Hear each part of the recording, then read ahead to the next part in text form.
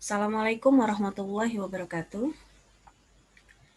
Kita bertemu kembali ya di mata pelajaran informatika.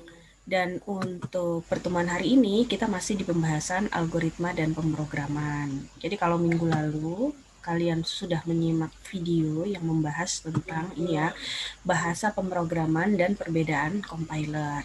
Nah, minggu ini kita akan membahas bahasan baru yaitu struktur dasar bahasa C++. Jadi dari bahasa pemrograman yang dijelaskan minggu lalu, kita memilih satu bahasa pemrograman tingkat tinggi, yaitu bahasa C++. Kenapa kok nanti dipilihnya itu adalah C++? Karena pertama, ini adalah bahasa pemrograman berorientasi objek yang disarankan untuk digunakan yang sesuai dengan silabus ya, yang sesuai dengan silabus informatika kelas 10. Ada beberapa pilihan bahasa pemrograman berorientasi objek yang bisa digunakan dan di sekolah kita pakainya C++.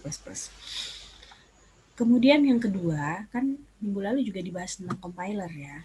Nah, compiler. Untuk lebih jelasnya tentang compiler, kalian simak video yang ada di sini. Untuk lebih jelasnya tentang bahasa pemrograman, kalian simak video bahasa pemrograman. Dan saya juga ada buat resume ya, bukan resume sih, beberapa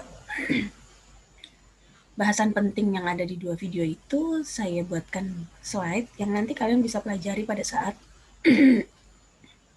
mau ujian ya. Oke.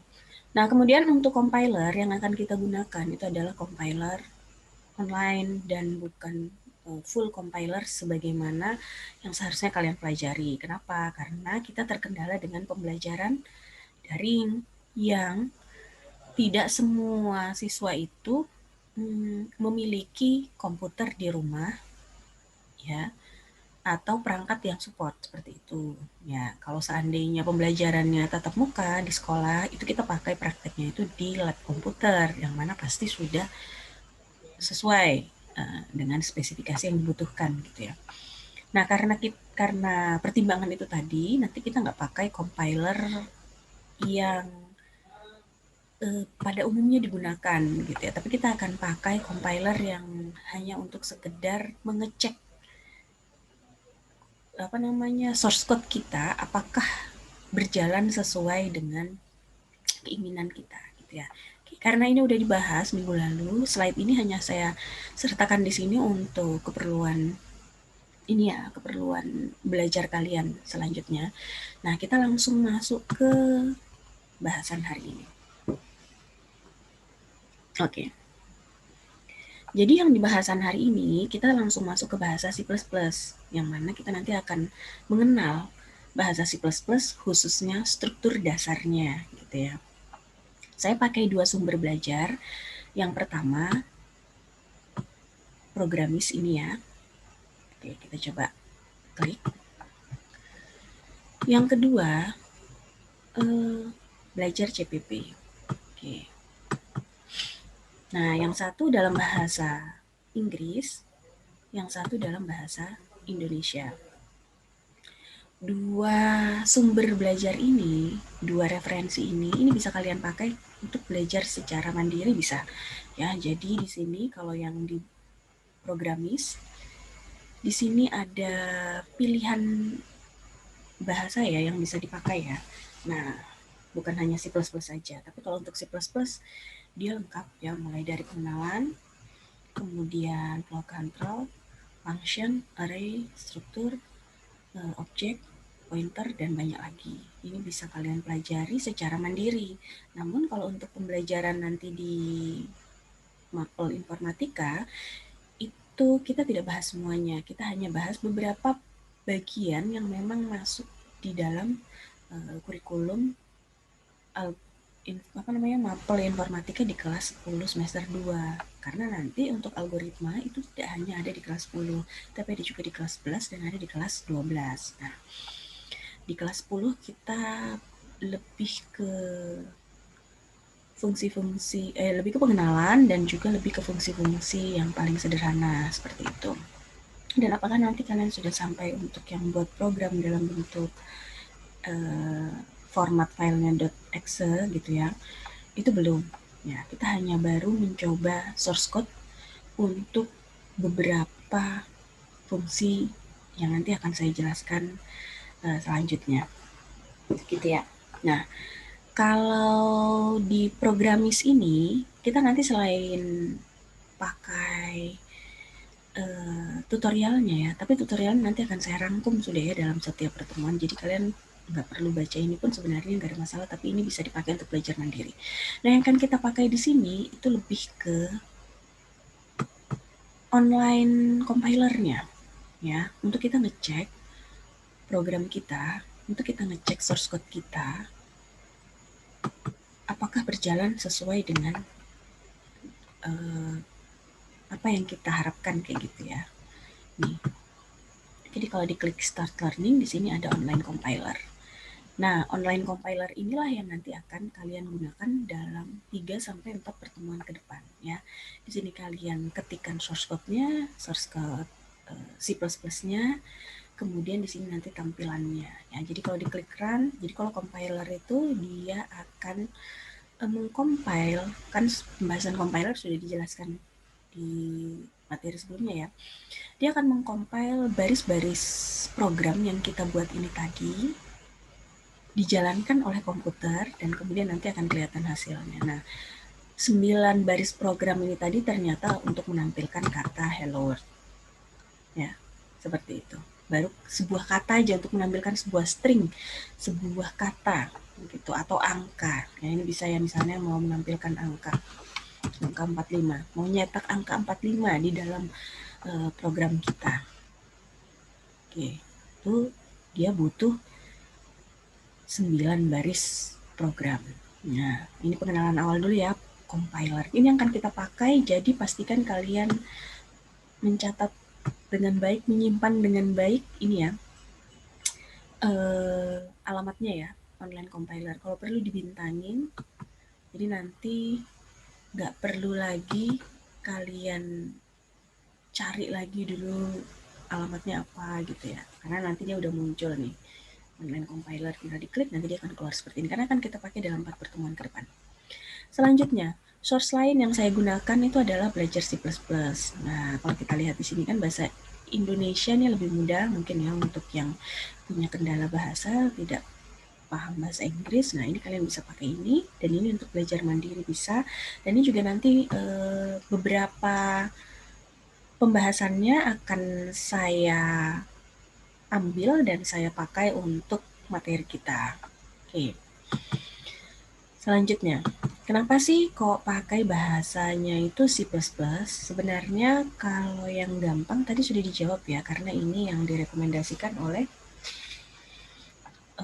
kurikulum mata pelajaran informatika itu sesuai dengan silabus gitu kan ya. Tetapi kalau misalnya di luar sana selain siswa yang ikut mapel informatika, kenapa sih mereka kok memilih C++?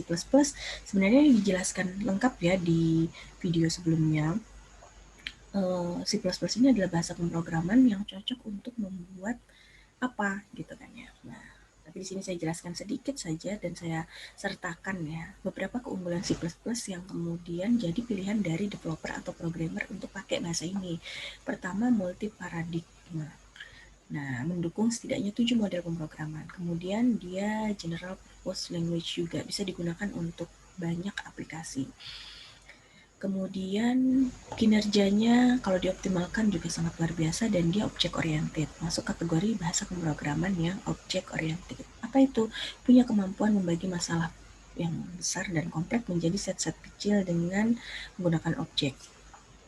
Nah, ini sekedar kalian paham dulu, sekedar kalian tahu dulu, walaupun belum paham nggak ada masalah ya. Karena nanti seiring perjalanan waktu kalian nanti akan lebih paham. Oke, selanjutnya struktur dasar program. Nah, ini yang akan kita bahas ya. Saya aktifkan dulu, sorry, salah pencet. Salah pencet. Ya, jadi kalau tadi kita sudah sempat lihat apa namanya Programmis ya, compilernya, maka nanti kalian akan melihat ada 9 baris program dan ada apa ini di atas. Nah, ini adalah judul ya, ada judulnya. Judulnya itu terserah pembuat, terserah programmer, tetapi dia diakhiri dengan ekstensi .cpp. Itu menunjukkan file ini adalah file C++ gitu ya. Oke, selanjutnya setelah judul itu yang pasti mudah kalian pahami gitu ya, dan kalian ingat. Jadi misalnya praktek 1 kayak gitu boleh, atau langsung kalian jelaskan praktek biodata dan sebagainya. Yang kedua adalah baris komentar. Nah, di sini ada baris komentar, yang mana baris komentar ini tidak dikenali oleh compiler. Maksudnya bukan tidak dikenali oleh compiler hanya sebagai komentar saja, bukan sebagai baris program. Jadi dia tuh kayak di skip aja gitu sama compiler. Nah, terus apa fungsinya baris komentar kalau dia tuh di skip aja sama compiler? Fungsinya adalah untuk kita, programmer. Jadi programmer itu ketika dia bikin program yang pendek, itu mungkin dia masih ingat ya, oh ini tempatnya fungsi yang ini tempatnya prosedur yang ini tempatnya baris program yang ini, dia ingat. Tetapi kalau sudah dalam source code-nya ini sudah panjang sekali untuk program yang kompleks, maka bisa jadi programmer itu lupa. Atau yang kedua, programmernya nggak cuma satu, lebih dari satu. Nah, untuk memudahkan ketika mereka mau melakukan perbaikan dalam program, maka dibutuhkan baris komentar ini. Tujuannya adalah untuk menandai, ini loh baris program yang akan mengeksekusi aktivitas ini, supaya nanti memudahkan programmer. Nah, selanjutnya yang kedua itu yang ketiga itu ada namanya directive prepossessory. Nah, directive prepossessory ini apa? Dia digunakan untuk memasukkan file dari pustakanya C++. Jadi, kalau sebelumnya bahasa mesin itu kan programmer itu harus menuliskan langkah-langkahnya satu persatu gitu ya, apa yang harus dilakukan oleh komputer. Nah, dengan adanya bahasa tingkat tinggi, itu bahasa pemrograman tingkat tinggi ini tadi, dia sudah merangkum langkah-langkah itu tadi dalam file-file tersendiri. Jadi misalnya langkah-langkah untuk buka aplikasi dalam file sendiri, langkah-langkah untuk input data sendiri, langkah-langkah untuk output data sendiri. Nanti kita tinggal nuliskan cout, hello world, kayak gitu. Nah, cout ini itu kan sebenarnya ada panjang ya tahapannya. Untuk menampilkan hello world ini, sebenarnya si komputer ini melakukan banyak sekali proses. Seperti itu. Nah, banyak sekali prosesnya itu bukan kita yang bikin source code, tetapi sudah ada namanya pustakanya bahasa pemrograman. Nah, pustakanya C++ ada banyak juga dan bisa dipanggil. Nah, kalau di sini pesan untuk memanggilnya, source code untuk memanggilnya adalah pagar include. Baru yang dipanggil apa? File IO stream. Kayak gitu. Nah, file IO stream ini apa sih? Ini adalah file yang berisi fasilitas dasar proses input dan output. Jadi kalau di dalam program kita itu ada perintah untuk menampilkan sesuatu, ada perintah untuk menyimpan sesuatu. Misalnya kalian masukkan umur kalian 25 tahun gitu. Umur kalian enggak segitu ya, 17 tahun. Nah, angka 17 ini tadi itu kan adalah input ya. Kalian yang ketik disimpan sama si komputer. Nah, itu berarti dia masuk di ini tadi, fasilitas input dan output. Nah, untuk menampilkan kata, untuk menampilkan angka itu fasilitas output. Atau gampangnya, kalau kita di dalam program itu ada baris perintah std cout, berarti kita butuh iostream. Atau std cin ya, untuk input kita butuh iostream. Kayak gitu. Nanti kita akan coba langsung di compilernya. Selanjutnya, kalau yang di baris kedua ini tadi itu adalah directive prepossessory, maka yang di baris keempat ini tadi, di baris keempat ini adalah fungsi validnya C++. Di mana eksekusi dilakukan di dalam fungsi ini. Jadi yang nantinya akan diproses oleh compiler ya untuk dieksekusi komputer itu ada di dalam kurung ini, yang ada di dalam kurung kurawal. mulai dari sini sampai sini. Dan ini dikenali sebagai sebuah fungsi yang akan dieksekusi jika di depannya ada baris perintah in main, ya, int main, baru tanda buka kurung dan tutup kurung. Seperti itu. Sementara ini belum terlalu paham, nggak apa-apa. Ya, nanti akan lebih paham kalau sudah praktek. Selanjutnya, fungsi yang akan dieksekusi ini tadi ternyata hanya berisi satu perintah, yaitu yang ada di baris 6. Dua perintah ya, di baris 6 dan di baris 8. Yang di baris 6, ini perintah apa sih? Perintah untuk mencetak string. String itu salah satu tipe data yang mana dia itu berisi dia berisi karakter ya, berisi karakter kayak ini kan karakter H, E, L, L, O, W, O, R, L, D, tanda pentung, tanda seru. Nah, ini adalah karakter yang dia masuk tipe datanya itu string. Nah, kalau string dia harus pakai tanda petik, 2 di depan, petik 2 di belakang. Kalau angka nggak perlu. Ya, kalau nanti angka nggak perlu. Nah, ini fungsinya stdcout ini adalah untuk mencetak. Apa yang bisa dicetak? Bisa string, bisa juga variabel, bisa juga ya banyak, nanti kita akan belajar tipe data. Selanjutnya, perintah yang kedua itu adalah perintah return terus 0, 0 ya. Ini adalah perintah untuk agar program diakhiri. Jadi kalau sudah selesai cetak hello world, akhiri sudah programnya. Gitu ya. Oke, baru yang terakhir tanda titik koma, titik dan koma gitu ya. Itu ternyata digunakan untuk akhir dari statement. Jadi di sini kan hanya ada 2 perintah ya. Nah, 2 perintah ini dikenal juga sebagai 2 statement. Nah, dan setiap akhir statement itu ada titik koma. Akhir statement ada titik koma, gitu ya. Kalau yang tadi kok nggak ada titik komanya karena ini adalah baris komentar. Oke, di sini ada, nanti kita akan coba ini ya. Kemudian selanjutnya dasar input-output di dalam C++. Jadi input-output itu masukan.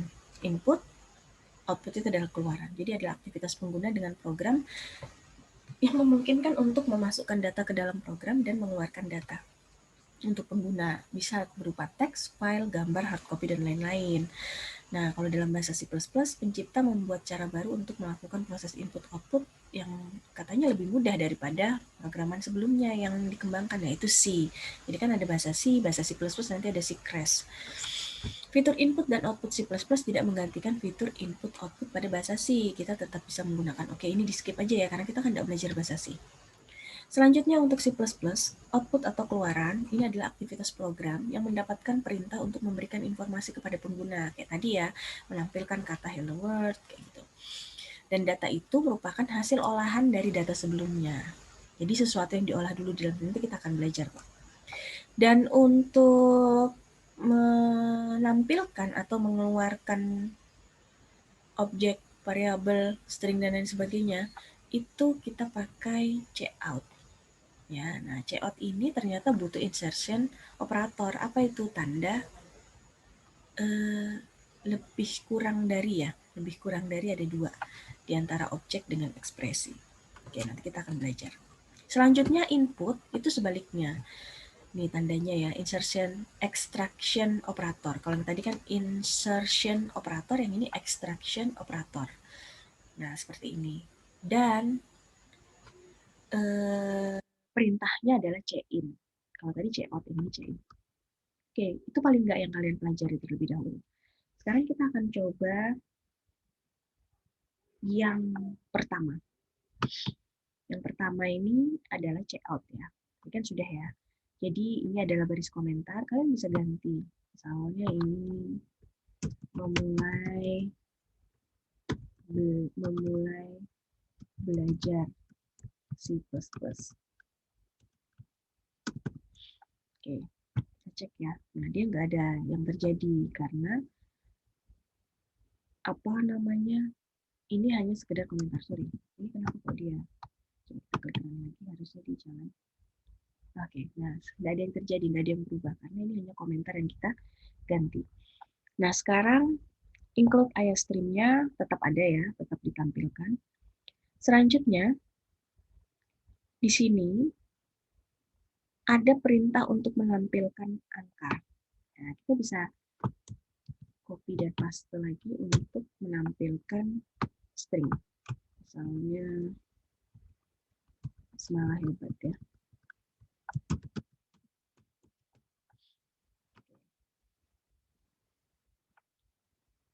Ada yang salah? Apa yang salah? Oh, tanda titik petiknya yang belum ditutup.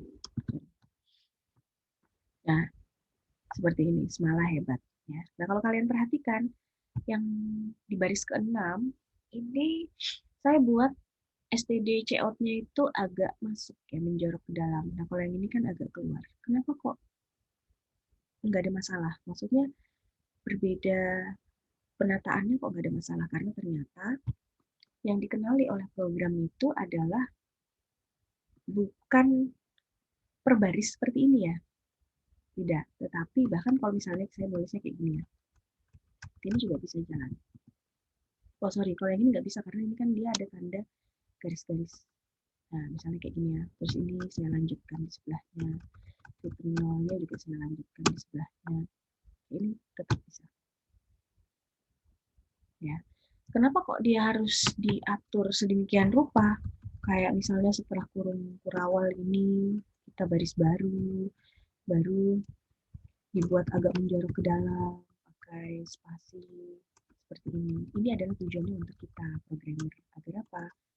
Agar memudahkan kita membaca program yang kita kembangkan. Ya, source code-nya ini, membaca source code ini. Nanti kan kalau semakin banyak programnya, kita akan kesulitan kalau tidak ada penataan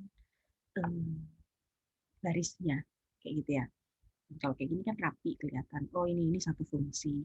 Kayak gitu ya. Nah, kemudian yang kedua, kita juga bisa menjadikan baris komentar itu lebih dari satu baris. Kalau ini kan tadi satu baris komentar. Kita pengen paragraf komentar. Bisa, caranya seperti ini.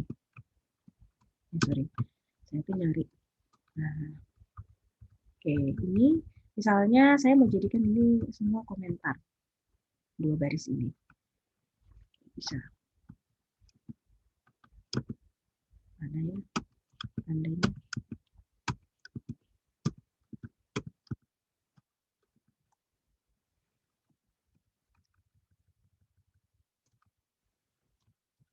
Jadi keyboard saya itu bukan standar aplikasi ini gitu. Jadi di keyboard saya itu tulisannya beda.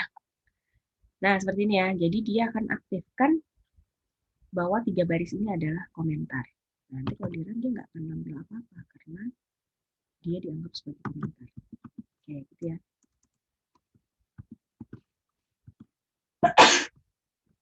Mudah-mudahan kalian paham. Ya. Nah, sekarang kita akan coba input. Ya, oke. Nah, ini kenapa sih? Padahal kan ini kan nampilkannya 45 dulu baru semua hebat gitu. Kenapa kok dia nggak tampilnya itu 45 di atas, malah hebat di bawah? Karena memang nggak ada pengaturan baris baru di situ. Nah, untuk menambahkan baris baru, kita bisa tambahkan seperti ini programnya.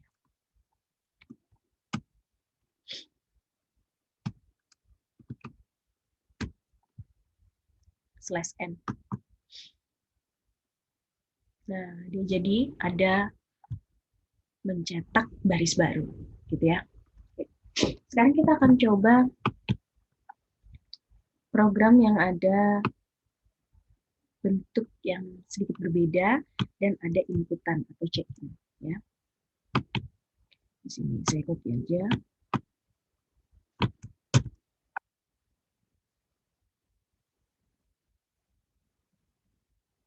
Sebentar ya.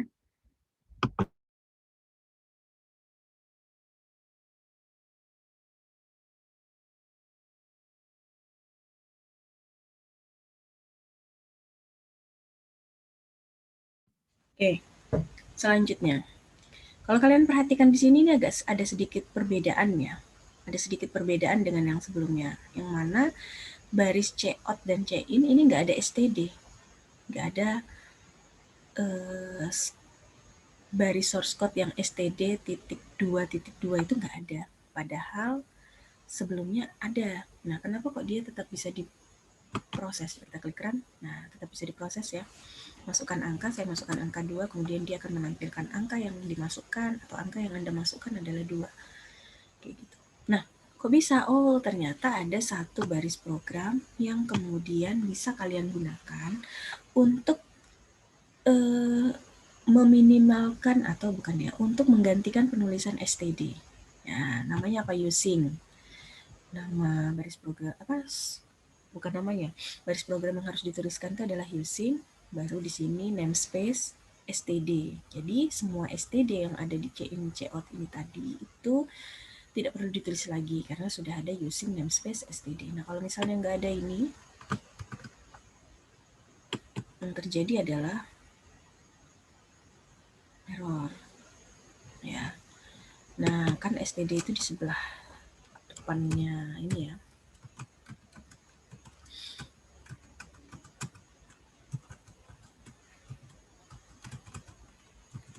Oke, kita akan cek.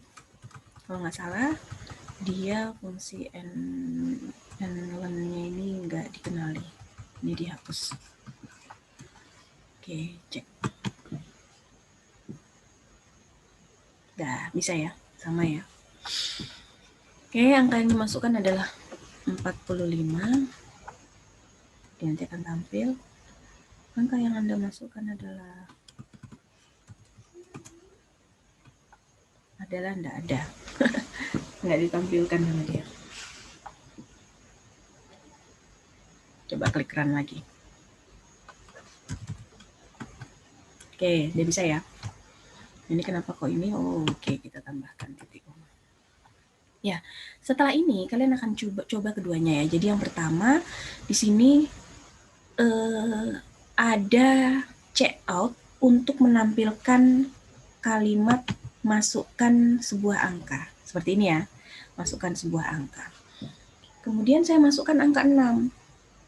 Nah, ketika ada angka 6 yang saya masukkan, dia tuh akan dikenali sebagai input, in variabel X. Karena yang dimasukkan bisa 6, bisa 8, bisa 9, bisa apapun. Jadi makanya di sini nggak ditulis 6. Bukan ya, tetapi variabel X. Nah, variabel X ini adalah sesuatu hal yang baru yang program ini nggak kenal. Supaya dia kenal, maka ditambahkan int X. In X sebuah variabel X diperkenalkan, nanti akan ada X yang saya pakai di dalam program ini loh, gitu. Nah, X ini nanti bentuknya adalah integer, seperti itu. Oke, jadi ketika nanti saya masukkan sebuah angka, dia akan dikenali sebagai sebuah variabel yang akan disimpan di X, dan X-nya sudah diketahui, X-nya adalah integer. Nah, kalau misalnya di sini saya tetap ngotot buat jadi gambar sebuah string gitu ya, dia nggak akan paham apa sih ini, kayak gitu ya. Nah, jadi dia memang kalau int X ini maksudnya adalah sebuah variabel yang integer seperti ini. Oke, ini juga sama, nggak mau.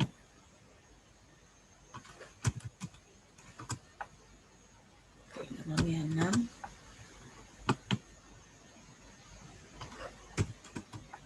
Oke, kayak gitu ya. Baru nanti dia akan menampilkan, yang ditampilkan ada 2, sebuah pesan yang sudah di format, maksudnya sebuah pesan yang memang pesan yang default ya, yang dibuat oleh program. Angka yang dimasukkan adalah baru mencetak variabel X dari in X ini tadi. Jadi yang angka yang sebelumnya saya simpan sebagai 6 itu kan disimpan sebagai variabel X, baru kemudian nanti akan ditampilkan kembali setelah programnya menampilkan kalimat angka yang dimasukkan adalah, kemudian dia akan menampilkan variabel X-nya. Kayak gitu. Oke. Kalau masih agak bingung, nanti kita coba langsung praktek, mudah-mudahan paham ya. Nah, sudah selesai. Kita akan belajar selanjutnya adalah variabel, ruang lingkup, dan tipe data. Oke, untuk yang sekarang ada latihan. Latihannya apa? Latihannya untuk membuat tampilan dua angka seperti ini ya. Kalau tadi kan yang dicontohkan adalah satu angka. Kalau sekarang yang ditampilkan dua angka. Nah, kalau sebelumnya yang dicontohkan menampilkan satu baris kata. Sekarang menampilkan biodata. Oke, coba ya. Sambil saya contohkan, sambil nanti ini juga sebenarnya bagian dari tugas kalian. Oke, ini nggak usah diganti, saya langsung di sini ya. Kita akan buat biodata. Biodata ini bukan biodata yang inputan ya, tapi biodata yang begitu di run program langsung nampilkan biodata. Oke, jadi udah langsung aja ditulis di sini biodata.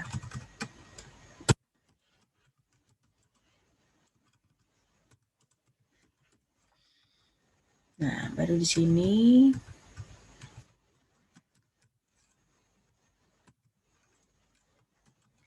nama kalian,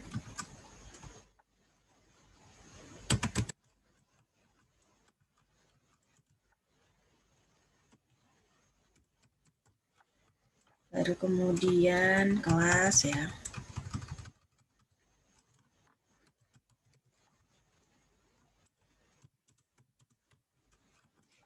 Nah, kayak gini ya. Nah, ini untuk menampilkan biodata tuh cukup seperti ini saja.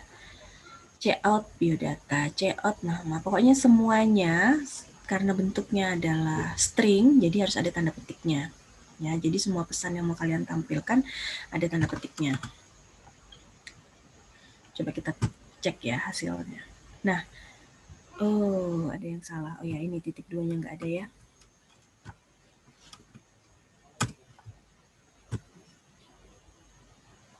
Oke, udah tampil ya. Tapi kok nggak rapi ya? Masih ingat nggak tadi? Untuk menambahkan garis miring N ya. N. Oke, kita cek. Dah, jadi ya seperti itu. Jadi nanti di sini nama ada kelas, tambah kelas ya. Sorry, tambah alamat di bawahnya ya. Alamat. Oke, ini yang tugas 1. Nggak perlu yang susah-susah, pokoknya yang penting kalian paham dulu tentang cout dan cin. Selanjutnya yang tugas 2, nah, kalian tinggal copy paste aja dari sini. Karena nanti dia akan mengembangkan dari yang ada di sini ya. Oke, ini aja yang di bagian dalam sini. Copy, baru kemudian kalian paste di sini.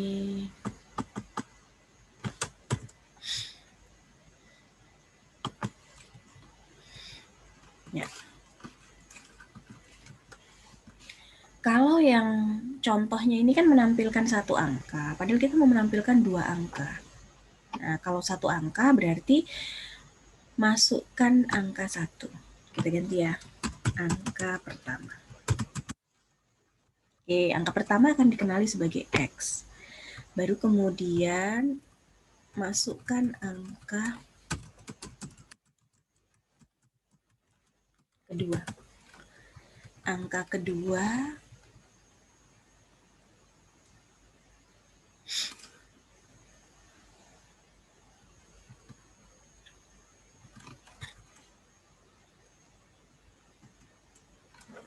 sama ya, kita copy lagi ya ini ya.